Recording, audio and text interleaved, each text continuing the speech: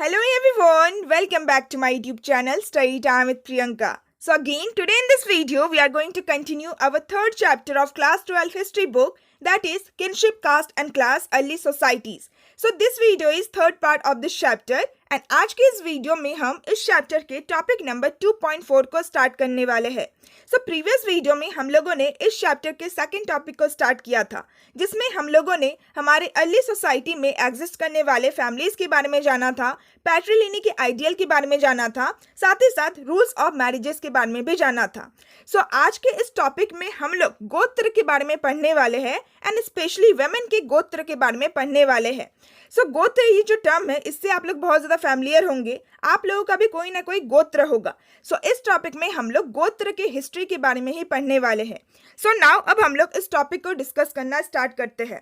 So historians and scholars को 1000 BC के बाद से हमारे इंडियन सबकॉन्टिनेंट में और एक ब्राह्मणिकल प्रैक्टिस का एविडेंस देखने को मिलता है, that was to classify people in term of गोत्र।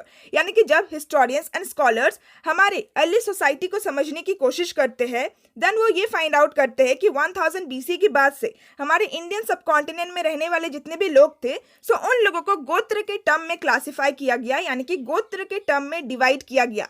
साथ ही साथ स्कॉलर्स एंड हिस्टोरियंस इस बात को भी फाइंड आउट करते हैं कि हर एक गोत्र का जो नाम था वो एक वैदिक सिर यानी कि एक वैदिक ऋषि के नाम से ही ड्राइव किया गया था। जैसे कि फॉर एग्जांपल गोतामा ऋषि। सो गोतामा ऋषि एक वैदिक ऋषि का नाम था। सो उन्हीं के नाम से जो गोतामा गोत्र है उसको ड्राइव किया गया है। अगर हम लोग दूसरा एग्जाम्पल देखें, सो दूसरा एग्जाम्पल है वशिष्ठ ऋषि।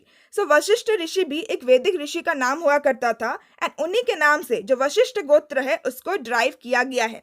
ना नेक्स्ट हमें ये बता रखा है कि उस टाइम पीरियड के जितने भी ब्राह्मण्स थे, सो उन लोगों का ये मानना था कि सेम गोत्र यानी कि एक ही गोत्र में रहने वाले जितने भी मेंबर्स होते हैं वो कहीं ना कहीं उसी वैदिक ऋषि के डिसेंडेंट्स होते हैं। यानी कि अगर इसको भी हम लोग एग्जाम्पल के थ्रू समझे, सो गोतामा गोत्र में रहने वाले जितने भी मेंबर्स है, सो वो लोग कहीं ना कहीं जो गोतामा ऋषि है उन्हीं के डिसेंडेंट्स है, उन्हीं के वंश के लोग हैं। सो ये चीज उस टाइम पीरियड में माना जाता था।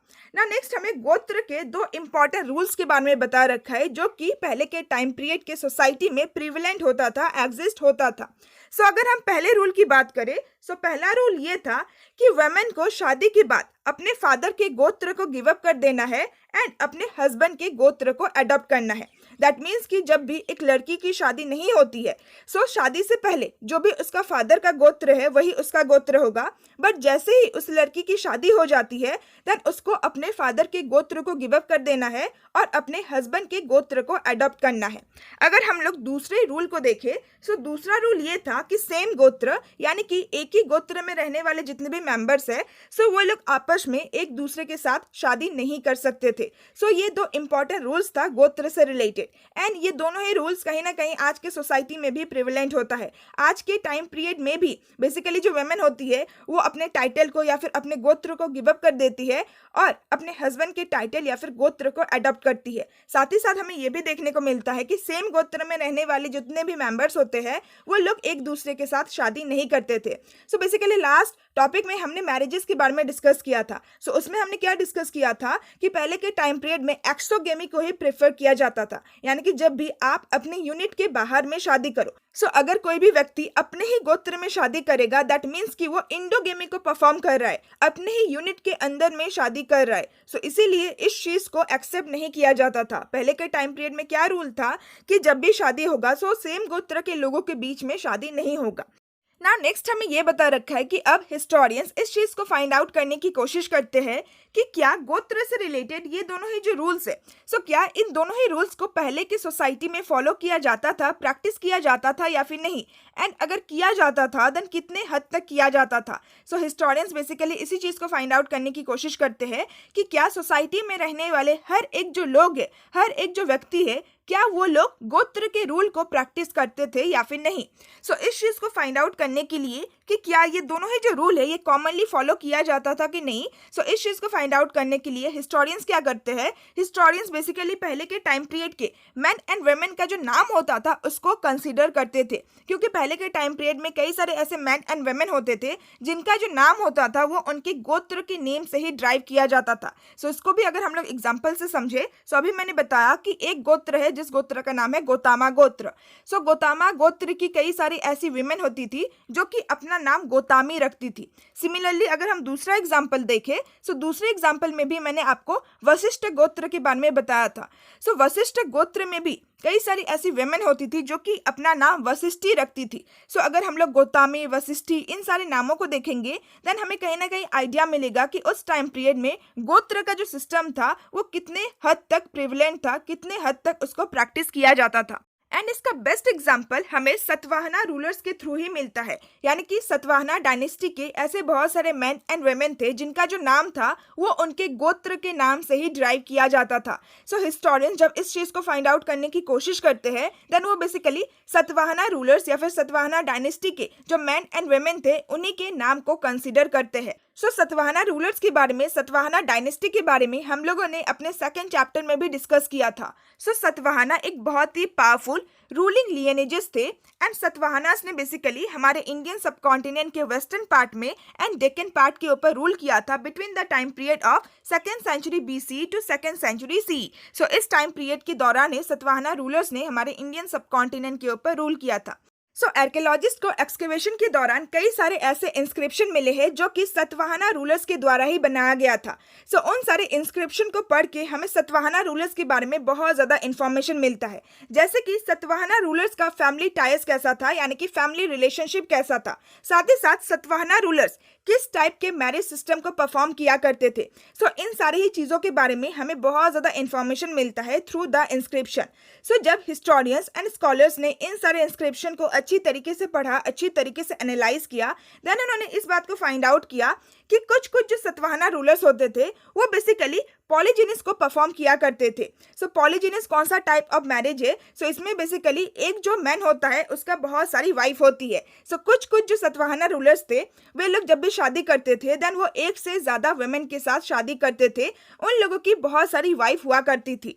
सो जब हिस्टोरियंस एंड स्कॉलर्स ने उन सारे वुमेन के नाम को एग्जामिन किया, उन सारे वुमेन के नाम को देखा जिन्होंने सतवाहना रूलर्स के साथ शादी किया था, सो उन सारे नाम से हमें ये पता चलता है कि सतवाहना रूलर्स की बहुत सारी ऐसी वाइफ थी जिन सारी वाइफ का जो नाम था वो उनके पिता के गोत्र से ही ड्राइव किया गया था। जैसे कि अगेन इसको हम लोग एग्जाम्पल के थ्रू समझे, जैसे कि फॉर एग्जाम्पल अगर एक कोई वेमेन है एंड उनका जो पिता का गोत्र है वो है गोतामा गोत्र, सो उस वेमेन का जो नाम था वो गोतामी रखा गया। सिमिलरली दूसरा अगर वेमेन है एंड उसके पिता का जो गोत्र था वो था वशिष्ठ गोत्र, सो उसका जो नाम था वो वशिष्ठी रखा गया। सो जब स्कॉलर्स एंड हिस्टोरियंस इंस्क्रिप्शन के थ्रू सतवाहना डायनेस्टी के वेमेन के नाम को एग्जामिन करते हैं देन वो ये फाइंड आउट करते हैं कि कुछ कुछ ऐसी वेमेन थी जिन सारी वेमेन का जो नाम था वो उनके फादर के गोत्र से ही ड्राइव किया गया था एंड शादी के बाद भी उन्होंने अपने नाम को गिव अप नहीं किया था। सो अभी हमने जब गोत्र के रूल को पढ़ा देन हमने गोत्र के रूल में क्या जाना कि अगर किसी भी वेमेन का शादी हो जाता है देन उसे अपना जो फादर का गोत्र है उसको गिव अप करना है और अपने हस्बैंड के गोत्र को अडॉप्ट करना है। बट सतवाहनास के केस में हमें क्या देखने को मिलता है कि कुछ कुछ ऐसी वेमेन थी जो अपने फादर के गोत्र को गिव अप नहीं करती थी, क्योंकि अगर वो अपने फादर के गोत्र को गिव अप करती देन उसका जो गोत्र होता वो चेंज हो जाता, वो अपना जो नाम है उसको चेंज करवा लेती अपने हस्बैंड के गोत्र के हिसाब से। सो इस केस में हमें क्या देखने को मिला कि जो पहला रूल था अबाउट गोत्र, सतवाहना डायनेस्टी की जो वेमेन थी वो इस रूल को प्रैक्टिस नहीं किया करती थी। नाउ हमने दूसरा रूल के बारे में भी जाना था कि सेम गोत्र के जो मेंबर्स होते हैं वो लोग आपस में शादी नहीं कर सकते थे। सो कहीं ना कहीं ये जो दूसरा रूल था सो इस दूसरे रूल को भी तोड़ देते हैं सतवाहना डायनेस्टी के rulers. So basically next point में हमें क्या बता रखा है, सो हिस्टोरियंस एंड स्कॉलर्स इंस्क्रिप्शन के थ्रू इस चीज को भी फाइंड आउट करते हैं कि सतवाहना डायनेस्टी की कुछ कुछ ऐसी वेमेन थी या फिर सतवाहना रूलर्स की कुछ कुछ ऐसी वाइफ थी जो कि सेम गोत्र से ही बिलोंग करती थी। सो यहाँ पे हमें क्या देखने को मिलता है कि गोत्र का जो सेकेंड रूल था, सो सेकेंड रूल भी कहीं ना कहीं सतवाहना रूलर्स के द्वारा वायलेट किया जाता है। सो सतवाहना रूलर्स एक ही गोत्र की वेमेन के साथ शादी करते थे ना। नेक्स्ट हमें ये बता रखा है कि जैसे कि हमने प्रीवियस के टॉपिक में डिस्कस किया था कि ब्राह्मणिकल टैक्स के अकॉर्डिंग या फिर ब्राह्मण्स के अकॉर्डिंग जो एक्सोगेमी का आइडिया है, यानी कि आपको अपने सेम गोत्र में शादी नहीं करना है, आपको अपने यूनिट के बाहर में शादी करना है, सो इसी चीज को एक्सेप्ट किया जाता था, इसी चीज को डिजायरेबल माना जाता था। बट सतवाहना डायनेस्टी या फिर सतवाहना रूलर्स के केस में हमें क्या देखने को मिलता है कि ये लोग इंडोगेमी को परफॉर्म करते थे, यानी कि अपने ही यूनिट के अंदर में शादी करते थे, अपने ही गोत्र या फिर अपने ही किन ग्रुप यानी कि अपने ही फैमिली ग्रुप के अंदर में शादी करते थे। सो ये जो इंडोगेमी का मैरिज टाइप है, सो ये चीज हमें कहीं ना कहीं आज के टाइम पीरियड में भी साउथ इंडिया के कई सारे पार्ट्स में देखने को मिलता है। सो साउथ इंडिया में भी ऐसे कई सारी कम्युनिटीज है जो कि एंडोगेमी को ही परफॉर्म किया करते हैं। एंड एट द लास्ट हमें क्या बता रखा है कि ये जो एंडोगेमी का मैरिज सिस्टम था, जिसमें लोग अपने ही किन फॉक के अंदर में शादी करते हैं, यानी कि अपने ही फैमिली ग्रुप, अपने ही कजन्स के साथ शादी करते हैं। सो इस चीज का फायदा क्या होता था? सो ये जो एंडोगेमी का मैरिज टाइप था, ये कहीं ना कहीं क्लोज नीट कम्युनिटी को इंश्योर करता था, यानी कि एक व्यक्ति का दूसरे व्यक्ति के साथ जो रिलेशनशिप था अपने ही फैमिली ग्रुप में, सो उसको और ज्यादा स्ट्रॉन्गर बना देता था। सो विद दिस हमने टॉपिक नंबर 2.4 को कंप्लीट कर लिया, जिसमें हमने गोत्र के बारे में जाना।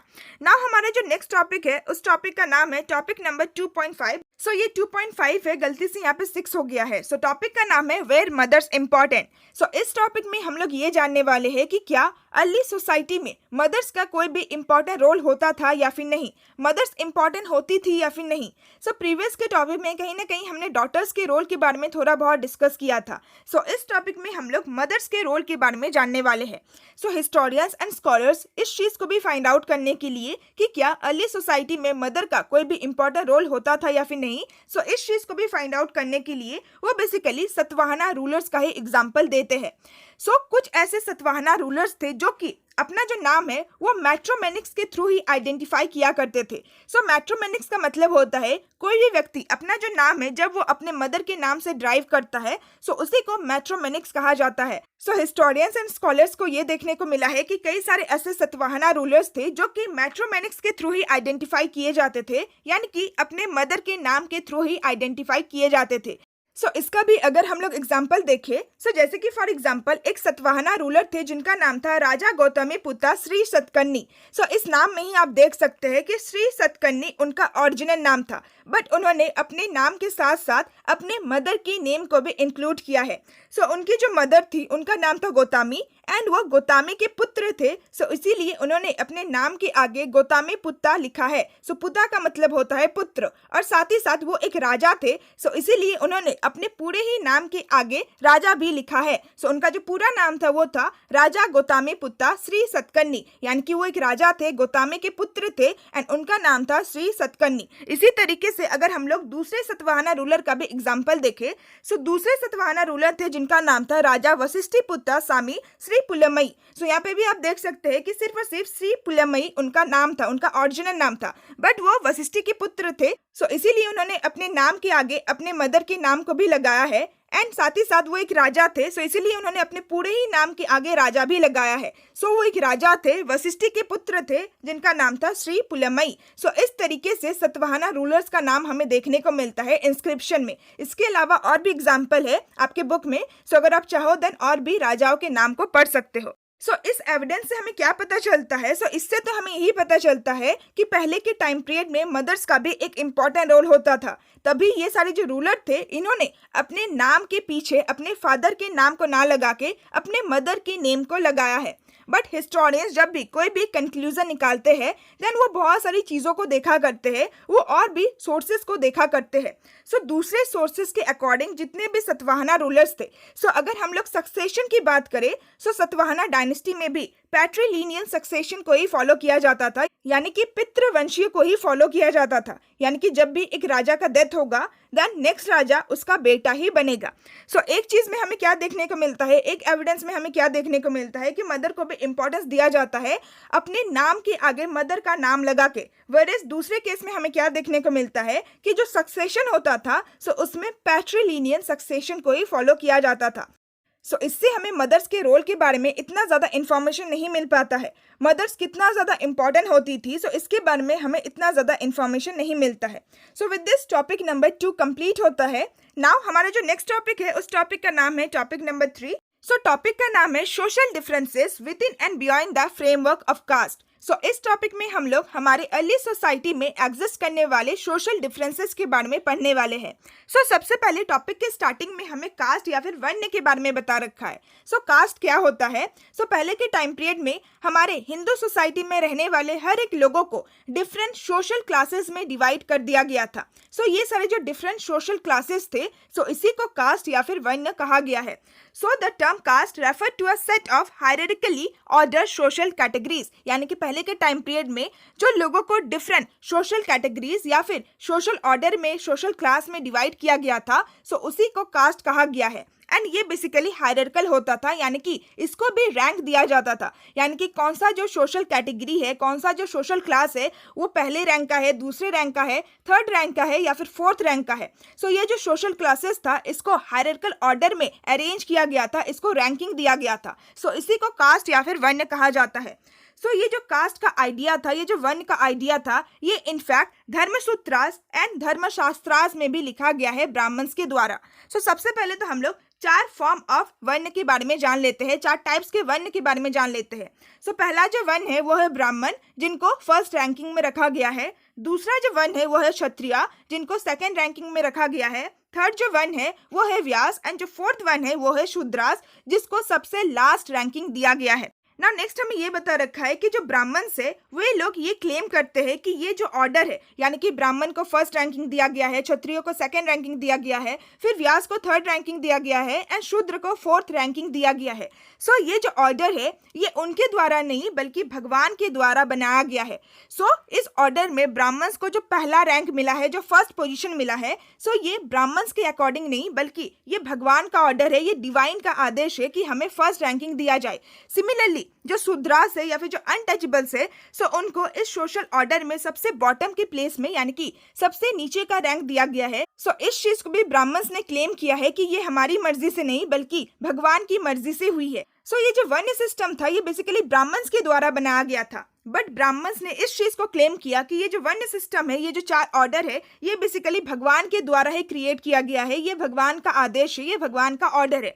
साथ ही साथ ब्राह्मण्स ने ये भी कहा कि हर एक व्यक्ति का जो पोजीशन होगा वो उसके बर्थ से ही डिटरमाइन किया जाएगा, यानी कि जिस भी व्यक्ति का जन्म जिस भी वर्ण में होगा, देन वो जो व्यक्ति है वो उसी वर्ण का हो जाएगा। ब्राह्मण्स ने इन सारी चीजों को क्लेम किया था, एंड इन सारी चीजों को सोसाइटी में प्रिवलेंट करने के लिए उन्होंने भगवान का नाम दे दिया था कि ये सारी जो चीजें हैं वो बेसिकली भगवान की मर्जी से ही हुई है, ये सारी जो चीजें हैं वो बेसिकली भगवान का ऑर्डर है। अगर मैं आप लोगों को वर्ण सिस्टम का थोड़ा सा हिस्ट्री बताऊं, जिस टाइम पीरियड में वर्ण सिस्टम को बनाया गया था, उस टाइम पीरियड में सिर्फ और सिर्फ लोगों के ऑक्यूपेशन को देखकर, लोगों के काम को देखकर उन्हें अलग अलग वर्ण में डिवाइड किया गया था। एंड उस टाइम पीरियड में वर्ण सिस्टम इतना ज्यादा रिजिड नहीं था बल्कि बहुत ज्यादा फ्लेक्सिबल था, यानी कि एक जो व्यक्ति था वो इवन अपने वर्ण को चेंज भी कर सकता था। जैसे कि फॉर एग्जाम्पल अगर कोई व्यक्ति है जो कि शूद्र वर्ण में पैदा होता है, बट अगर उसके पास राजा का एबिलिटी होता है, देन वो अपना जो वर्ण है उसको चेंज करके क्षत्रिय भी कर सकता था। पहले जो वर्ण सिस्टम था वो बहुत ज्यादा फ्लेक्सिबल था, लोग अपने वर्ण को चेंज भी कर सकते थे अपने ऑक्यूपेशन के अकॉर्डिंग या फिर अपने एबिलिटीज के अकॉर्डिंग। बट जैसे जैसे सोसाइटी में चेंजेस आते गए, जैसे जैसे सोसाइटी और ज्यादा कॉम्प्लेक्स होती गई, ये जो वर्ण सिस्टम था ये ब्राह्मण्स के द्वारा ही रिजिड बना दिया गया, यानी कि अब जो व्यक्ति है वो अपने वर्ण को चेंज नहीं कर सकता है, एंड हर एक व्यक्ति का जो पोजीशन होगा वो उसके बर्थ के द्वारा ही डिटरमाइन किया जाएगा, यानी कि जिस भी व्यक्ति का जन्म जिस भी वर्ण में होगा, वो व्यक्ति उसी ही वर्ण का हो जाएगा, एंड वो जो व्यक्ति है वो अपने वर्ण को चेंज नहीं कर सकता है अगर उसके अंदर में जितना भी कैपेबिलिटीज हो, जितना भी एबिलिटीज हो। ये चीज हमें देखने को मिला है। पहले के टाइम पीरियड में अच्छे के लिए ही वर्ण सिस्टम को बनाया गया था ऑक्यूपेशन को देखते हुए, बट धीरे धीरे ये जो सिस्टम था ये बहुत ज्यादा रिजिड हो गया, एंड इस सिस्टम ने लोगों को डिवाइड कर दिया इनटू सोशल क्लास और सोशल कैटेगरीज। नाउ हमारा जो नेक्स्ट टॉपिक है उस टॉपिक का नाम है topic number 3.1 the right occupation. इस टॉपिक में हम लोग ऑक्यूपेशन के बारे में पढ़ेंगे, यानी कि ये जो 4 वर्ण है, हर एक वर्ण का क्या काम था, क्या ऑक्यूपेशन था, इसके बारे में पढ़ेंगे। धर्मसूत्रास एंड धर्मशास्त्रों में ब्राह्मण्स ने 4 वर्णों के बारे में तो बताया ही है, बट साथ ही साथ उन्होंने इन चारों सोशल कैटेगरीज के लिए, इन चारों ही वर्ण के लिए आइडियल ऑक्यूपेशन को भी बताया है, यानी कि हर एक वर्ण में पैदा होने वाले जितने भी लोग हैं उनका क्या काम है, उनका क्या आइडियल ऑक्यूपेशन है, इसके बारे में भी बताया है। जैसे कि पहला जो वन है वो है ब्राह्मण्स। इस वन में पैदा होने वाले जितने भी लोग हैं सबसे पहले तो वो ब्राह्मण्स कहलाएंगे। साथ ही साथ उन लोगों का क्या काम होगा, क्या ऑक्यूपेशन होगा। उन लोगों को वेदास को पढ़ना है एंड वेदास को टीच भी करना है। उन लोगों को वेदास का नॉलेज को गेन करना है, स्टडी करना है। साथ ही साथ वेदास के नॉलेज को दूसरे व्यक्ति को भी देना है। साथ ही साथ उन्हें सैक्रिफाइसेस को परफॉर्म करना है एंड सैक्रिफाइसेस को परफॉर्म भी करवाना है, यानी कि रिचुअल्स को परफॉर्म करवाना है। साथ ही साथ उन्हें गिफ्ट्स यानी कि दान को एक्सेप्ट भी करना है एंड दान को देना भी है। ये ब्राह्मण्स का काम होता था। बेसिकली जितने भी प्रीस्ट होते थे या फिर जो टीचर्स होते थे वही लोग ब्राह्मण्स वन में इंक्लूडेड होते थे। ना जो दूसरा वन था वो था क्षत्रिय। क्षत्रिय वन के जितने भी लोग थे उनका क्या काम होता था?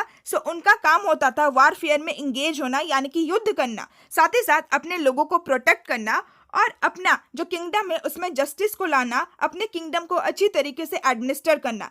इन सारे कामों के साथ साथ क्षत्रिय वन के जितने भी लोग थे उन लोगों को भी वेदास को स्टडी करना है, वेदास के नॉलेज को गेन करना है। साथ ही साथ सैक्रिफाइसेस को यानी कि रिचुअल्स को परफॉर्म करवाना है एंड गिफ्ट्स को देना है, यानी कि दान दक्षिणा करना है। बेसिकली सोसाइटी में जितने भी वॉरियर्स होते थे या फिर जितने भी रूलर्स होते थे उन लोगों को क्षत्रिय वन में कैटेगराइज किया गया।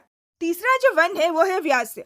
इस वन के जितने भी लोग होते थे उन लोगों को भी वेदास को स्टडी करना है, वेदास की नॉलेज को गेन करना है। साथ ही साथ सैक्रिफाइसेस को भी परफॉर्म करवाना है, यानी कि रिचुअल्स को परफॉर्म करवाना है और साथ ही साथ गिफ्ट्स यानी कि दान दक्षिणा भी करना है। बट इन सारे कामों के साथ साथ उन लोगों को एग्रीकल्चर, पैस्टोरलिज्म एंड ट्रेड में भी इंगेज रहना है। बेसिकली सोसाइटी में जितने भी फार्मर्स, ट्रेडर्स या फिर जो मर्चेंट्स होते थे उन्हीं लोगों को व्यास वन में कैटेगराइज किया गया। एंड जो लास्ट वन है वो है शूद्रस। शूद्र वन में जितने भी लोग होते थे उनका सिर्फ और सिर्फ एक ही काम होता था, वो होता था कि अपने से जो हायर के 3 वंस है यानी कि जो ब्राह्मण, क्षत्रिय एंड जो व्यास वन है उनको सर्व करना है, उनके लिए काम करना है। बेसिकली सोसाइटी में जितने भी लेबर होते थे, वर्कर्स होते थे या फिर जो स्लेव होते थे उन्हीं लोगों को शूद्र वन में कैटेगराइज किया गया।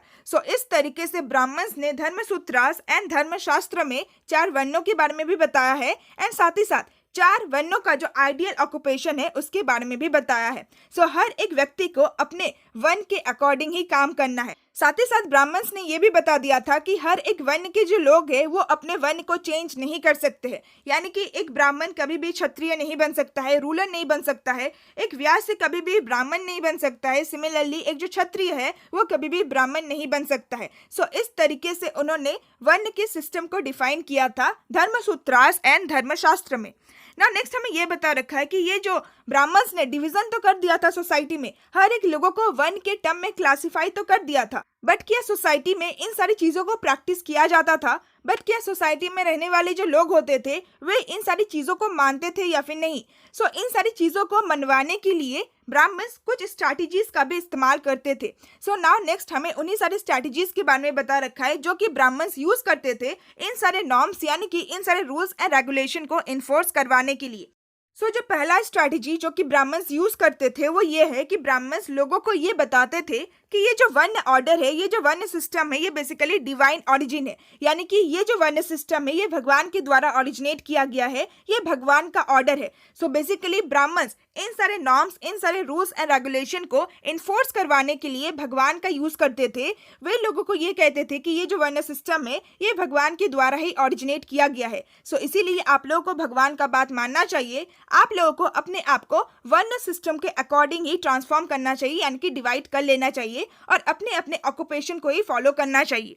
नाउ अगर हम दूसरे स्ट्रैटेजी की बात करें जो कि ब्राह्मण्स यूज करते थे वो ये था कि ब्राह्मण्स हर एक किंग को ये एडवाइस करते थे कि आप लोग अपने अपने किंगडम में ये इंश्योर करो कि ये सारे जो नॉर्म्स है, ये सारे जो रूल्स एंड रेगुलेशन है, इसको अच्छी तरीके से फॉलो किया जाए। बेसिकली जो किंग्स थे जब वही ब्राह्मण्स को सपोर्ट कर रहे थे देन लोगों को ना चाहते हुए भी इन सारे ऑर्डर को फॉलो करना ही पड़ता, क्योंकि कहीं ना कहीं अब ये किंग का ऑर्डर बन चुका था।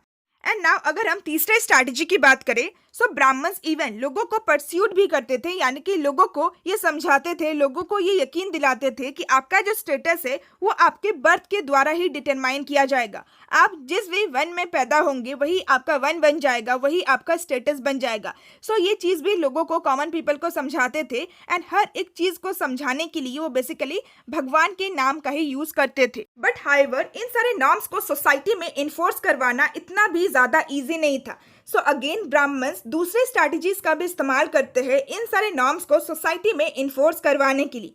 सो वो बेसिकली क्या करते हैं, सो पुराने जितने भी रिलीजियस टेक्स्ट है, जैसे कि फॉर एग्जांपल महाभारत या फिर जितने भी ऋग्वेदा है, जितने भी वेदास है, सो उन सारे पुराने एंड जो लीगल टेक्स्ट है, सो उन सारे टेक्स्ट में जो भी एक दो स्टोरीज हुआ करता था जिसमें हमें वर्ण के बारे में या फिर कास्ट के बारे में बता रखा है, सो उन सारी स्टोरीज को वो लोगों को सुनाया करते थे ताकि ये जो वर्ण सिस्टम है इसको दोबारा से री इन्फोर्स किया जाए, सोसाइटी में इसको लागू करवाया जाए, इसको इम्प्लीमेंट करवाया जाए। सो इन सारी स्ट्रैटेजीज का इस्तेमाल करते थे ब्राह्मण्स वर्ण सिस्टम को या फिर धर्मसूत्रास या फिर धर्मशास्त्रास में जितने भी रूल्स एंड रेगुलेशन लिखा गया है, जितना भी नॉर्म्स लिखा गया है, सो उन सारी चीज़ों को सोसाइटी में इन्फोर्स करवाने के लिए। सो इसका भी अगर हम लोग एक एग्जांपल देखें, सो आप लोगों के इस टॉपिक में ही साइड में आपको एक सोर्स का बॉक्स मिलेगा जिसमें एक डिवाइन ऑर्डर के बारे में बता रखा है। सो जो हमने लास्ट स्ट्रैटेजी डिस्कस किया कि ब्राह्मण्स बेसिकली कुछ रिलीजियस टेक्स्ट के स्टोरीज का भी इस्तेमाल करते थे इन सारे नॉर्म्स को री इन्फोर्स करने के लिए। सो इसी का हमें एक एग्जांपल दे रखा है। सो बेसिकली हमारे इंडियन सबकॉन्टिनेंट का जो सबसे अर्लीस्ट एंड जो सबसे पहला रिलीजियस टेक्स्ट है, जिस टेक्स्ट का नाम है ऋग्वेदा। सो ऋग्वेदा के हाइम्स में यानी कि ऋग्वेदा में जितने भी मंत्र है, सो उन सारे मंत्र में एक श्लोक है जिसमें पुरुषा शुक्ता के बारे में बता रखा है। सो ब्राह्मण्स बेसिकली इस चीज को जस्टिफाई करने के लिए, अपने क्लेम्स को जस्टिफाई करने के लिए ऋग्वेदा के हाइम्स का ही इस्तेमाल करते हैं या फिर ऋग्वेदा में जो कुछ भी श्लोक वगैरह दिया गया है, सो उन सारे श्लोक का भी इस्तेमाल करते हैं। सो बेसिकली ये जो पुरुषा शुक्ता श्लोक था, सो इसमें पुरुषा के सैक्रिफाइस के बारे में डिस्क्राइब किया गया है जो कि एक प्रीमेबल मैन थे। सो इसमें हमें यह बता रखा है कि यूनिवर्स में जितने भी एलिमेंट्स है, इनफैक्ट ये जो चारों सोशल कैटेगरीज है, ये जो चार वर्ण सिस्टम है, सो ये सब कुछ ये जो पुरुषा थे, सो इन्हीं के बॉडी से उत्पन्न हुआ है, इन्हीं की बॉडी से निकला है। जैसे कि फॉर एग्जांपल जो ब्राह्मण वर्ण है, सो ब्राह्मण वर्ण बेसिकली पुरुषा के माउथ से ऑरिजिनेट हुआ है एंड जो क्षत्रिय वर्ण है, सो ये पुरुषा के आर्म से ऑरिजिनेट हुआ है, पुरुषा के आर्म से बनाया गया है। सिमिलरली पुरुषा की जो थाई है, सो वहां से व्यास वर्ण का ऑरिजिनेशन हुआ है एंड पुरुषा के जो फिट है, सो वहां से शूद्र वर्ण बॉर्न हुआ है। सो इस तरीके से जो ब्राह्मण्स थे वो अपने क्लेम्स को जस्टिफाई करते थे रिलीजियस टेक्स्ट में जो कुछ भी श्लोक या फिर जो कुछ भी मंत्र वगैरह लिखा हुआ था, सो उन सारी चीज़ों से वो अपने आप को जस्टिफाई करने की कोशिश करते थे। इन सारी चीज़ों को यानी कि वर्ण सिस्टम को एक डिवाइन क्रिएशन या फिर एक डिवाइन ऑर्डर मान के लोगों को ये बताने की कोशिश करते थे कि आपको इन सारे रूल्स एंड रेगुलेशन को फॉलो करना है। So with this topic number 3.1 भी कंप्लीट होता है। नाउ हमारा जो नेक्स्ट टॉपिक है, उस टॉपिक का नाम है टॉपिक नंबर 3.2 नॉन क्षत्रिय किंग। सो इस टॉपिक में हम लोग ये पढ़ने वाले हैं कि जैसे कि अभी हमने डिस्कस किया कि वर्ण सिस्टम के अकॉर्डिंग जो क्षत्रिय वर्ण के लोग हैं, सो वही लोग सिर्फ और सिर्फ रूलर बन सकते हैं, वही लोग सिर्फ और सिर्फ किंग बन सकते हैं। बट इस टॉपिक में हम लोग ये पढ़ने वाले हैं कि हमें हिस्ट्री में और भी ऐसे कई सारे एग्जाम्पल देखने को मिलते हैं जिसमें हमें ये देखने को मिलता है कि कई सारे ऐसे नॉन क्षत्रिय भी थे जो कि राजा बनते हैं, यानी कि दूसरे वर्ण के जो लोग थे वे लोग भी हमारे इंडियन सबकॉन्टिनेंट के राजा बनते हैं, हमारे इंडियन सबकॉन्टिनेंट में रूल करते हैं। सो बेसिकली शास्त्र के अकॉर्डिंग ये सारे जो धर्म सूत्रास या फिर जो धर्मशास्त्र है, जितने भी रिलीजियस टैक्स है, सो उन सारे टैक्स के अकॉर्डिंग सिर्फ और सिर्फ जो क्षत्रिय वर्ण के लोग हैं वही लोग किंग बन सकते हैं। बट हाउएवर हमें अपने इंडियन सबकॉन्टिनेंट में ऐसे बहुत सारे एग्जाम्पल देखने को मिलते हैं, इंपॉर्टेंट रूलिंग लिनेजेस देखने को मिलते हैं जिनका जो ऑरिजिन था वो डिफरेंट था, यानी कि जो डिफरेंट वर्ण से बिलोंग करते थे, बट फिर भी उन्होंने हमारे इंडियन सबकॉन्टिनेंट के ऊपर रूल किया था एंड बहुत ही लंबे टाइम के लिए रूल किया था। सो अगर हम लोग पहला एग्जाम्पल देखें, सो वो है Mauryas. So yes, Mauryan kingdom के बारे में हमने अपने सेकेंड चैप्टर में पढ़ा था। सो मौर्यंस वाज द फर्स्ट जिन्होंने हमारे इंडियन सबकॉन्टिनेंट में पहला एम्पायर को फाउंड किया था। सो मौर्यन एम्पायर के जितने भी रूलर्स थे, सो उन लोगों का जो सोशल बैकग्राउंड है वो आज तक क्लियर नहीं है। इनफैक्ट वो एक हॉटली डिबेटेड टॉपिक है, यानी कि जितने भी मॉडर्न रूलर थे जिन्होंने हमारे इंडियन सबकॉन्टिनेंट में एक लार्ज एम्पायर को फाउंड किया था, एक लार्ज एम्पायर के ऊपर रूल किया था, सो उनका जो सोशल बैकग्राउंड है वो आज तक क्लियर नहीं है। सो कुछ लेटर बुद्धिस्ट टेक्स्ट के अकॉर्डिंग जो मौर्यन रूलर थे वो बेसिकली क्षत्रिय वंश से ही बिलोंग करते थे। बट ब्राह्मणिकल टेक्स्ट के अकॉर्डिंग जो मौर्यन रूलर थे उनका जो ऑरिजिन था वो एक लोअर ऑरिजिन था, यानी कि वो बेसिकली लो वन या फिर लो कास्ट से ऑरिजिनेट हुए थे। सो मौर्यास का क्या सोशल बैकग्राउंड था वो आज तक क्लियर नहीं है, बट हमें ये ज़रूर पता है कि मौर्यन एक बहुत ही इंपॉर्टेंट रूलिंग लिनेजेस हुआ करता था। And in fact Ashoka and Chandragupta जैसे जो इंपॉर्टेंट रूलर्स थे जिन्होंने हमारे इंडियन सब कॉन्टिनेंट के ऊपर रूल किया था, सो वो लोग बेसिकली मौर्यन डायनेस्टी से ही बिलोंग करते थे। सो यहाँ पे हमें क्या देखने को मिला है कि ये हमें क्लियर नहीं है कि मौर्यन क्षत्रिय थे या फिर नहीं थे, बट हमें ये जरूर पता है कि जो मौर्यंस थे वो एक बहुत ही इंपॉर्टेंट रूलर्स थे। इन्होंने हमारे इंडियन सब कॉन्टिनेंट के बहुत ही लार्ज पार्ट के ऊपर रूल किया था। एंड इनफैक्ट मौर्यन एम्पायर के जितने भी रूलर थे वो बहुत ही कैपेबल एंड बहुत ही पावरफुल रूलर थे। सो इसीलिए आज के टाइम पीरियड में भी हम लोग चंद्रगुप्त मौर्य या फिर अशोका जैसे रूलर के बारे में पढ़ते हैं। सो ये पहला एग्जाम्पल था। नाउ अगर हम लोग दूसरा एग्जाम्पल देखें सो वो है Sungas and Kanvas. So Sungas and Kanvas basically Mauryan dynasty के बाद के सक्सेसर डायनेस्टीज थे। सो इन दोनों डायनेस्टी या फिर इन दोनों किंगडम्स के जो रूलर थे वो लोग बेसिकली ब्राह्मण वर्ण से बिलोंग करते थे। सो यहाँ पे भी हमें क्या देखने को मिला है, यहाँ पे भी हमें नॉन क्षत्रिय किंग देखने को मिला है। सो शास्त्र के अकॉर्डिंग ब्राह्मण वर्ण के जो लोग थे सो वो लोग राजा नहीं बन सकते थे, बट इस केस में इस एग्जाम्पल में हमें क्या देखने को मिला है कि इवन ब्राह्मण वर्ण के जो लोग थे वे लोग भी किंग बनते हैं, वे लोग भी राजा बनते हैं।